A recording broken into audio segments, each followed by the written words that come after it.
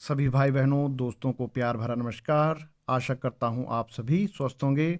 आपका crack all exam YouTube channel में स्वागत है। इस वीडियो में हम पढ़ने वाले हैं चार्टर एक्ट 1853। वीडियो शुरू शुरू करूं इससे पहले कृपया करके इस चैनल को सब्सक्राइब करें, इस वीडियो को लाइक करें और शेयर करें। तो चार्टर एक्ट 1853 चार्टर अधिनियमों की श्रृंखला में क्या था? अंतिम अधिनियम था। यह लास्ट एक्ट था जिसे चार्टर एक्ट कहा गया।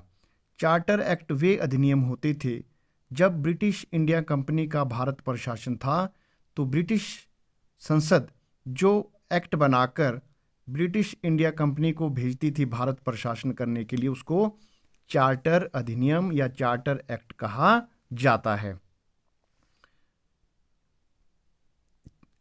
चार्टर एक्ट 1853 ने पहली बार गवर्नर जनरल परिषद के जो विधायी और प्रशासनिक कार्य थे उनको क्या कर दिया?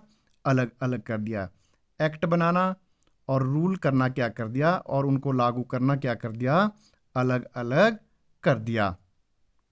नेक्स्ट है कि गवर्नर जनरल के लिए जो गवर्नर जनरल थे उनके लिए नई विधान परिषद का गठन किया गया और 6 नए पार्षद जोड़े गए जिसे भारतीय या केंद्रीय विधान परिषद कहा गया। मोस्ट इंपॉर्टेंट है कि प्रश्न पूछ लिया जाए कि किस चार्टर एक्ट के तहत भारत में विधान परिषद का गठन किया गया। सबसे पहले तो चार्टर एक्ट 1853 के अनुसार क्या किया गया?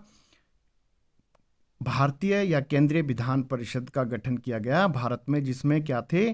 6 पार्षद जोड़े गए थे नए। और ये जो परिषद थी, इस शाखा ने छोटी संसद की तरह काम किया, एक छोटे संसद के रूप में काम किया।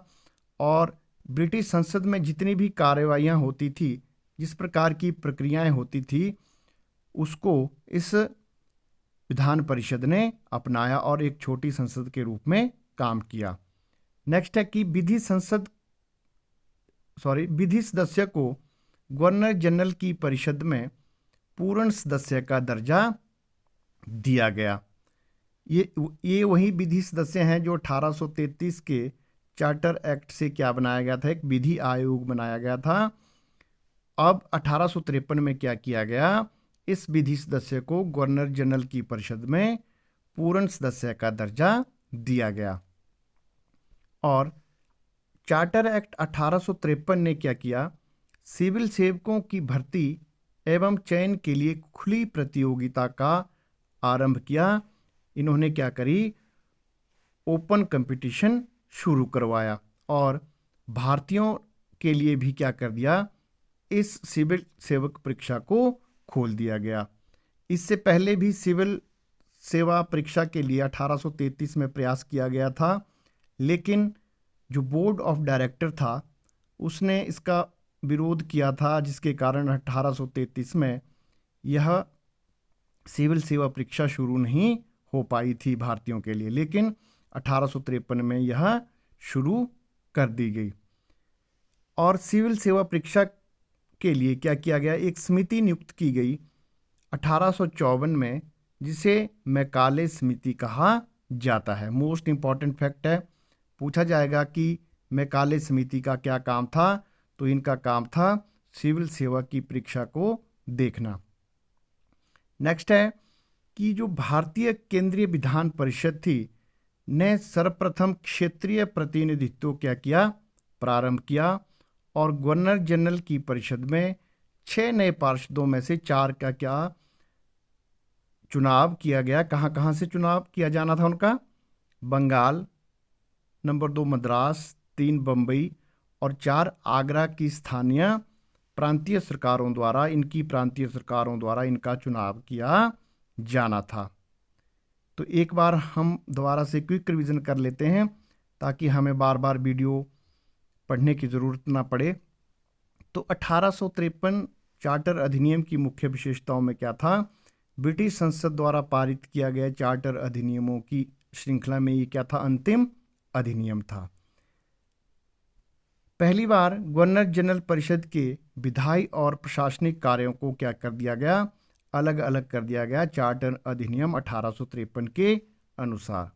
और गवर्नर जनरल के लिए नई विधान परिषद का गठन किया गया और 6 नए पार्षद जोड़े गए, जिसे केंद्रीय विधान परिषद कहा गया। परिषद की इस शाखा ने एक छोटी संसद की तरह काम किया और ब्रिटिश संसद की समस्त प्रक्रियाएं अपनाई। विधि सदस्य को गवर्नर जनरल की परिषद में पूर्ण सदस्य का दर्जा दिया गया और सिविल सेवकों की भर्ती एवं चयन के लिए खुली प्रतियोगिता का आरंभ किया गया और भारतीय नागरिकों के लिए भी सिविल सेवा परीक्षा खोल दी गई। सिविल सेवा परीक्षा के लिए 1854 में मैकाले समिति नियुक्त की गई और भारतीय केंद्रीय विधान परिषद में सर्वप्रथम क्षेत्रीय प्रतिनिधित्व प्रारंभ किया गया और गवर्नर जनरल की परिषद में 6 पार्षदों में से 4 पार्षदों का चुनाव बंगाल, मद्रास, बम्बई और आगरा की स्थानीय प्रांतीय सरकारों द्वारा किया जाना था। तो ये थी चार्टर अधिनियम 1853 की मुख्य विशेषताएं। अगर 1853 में से कोई प्रश्न पूछा जाएगा तो इससे बाहर कोई भी प्रश्न बनने की संभावना नहीं है। इस वीडियो को आप 1-2 बार जरूर देखें और 1853 के अधिनियम को पक्का कर लें। Thanks for watching. अगर आपको वीडियो पसंद आई हो तो कृपया करके चैनल को सब्सक्राइब करें, वीडियो को लाइक करें और शेयर करें।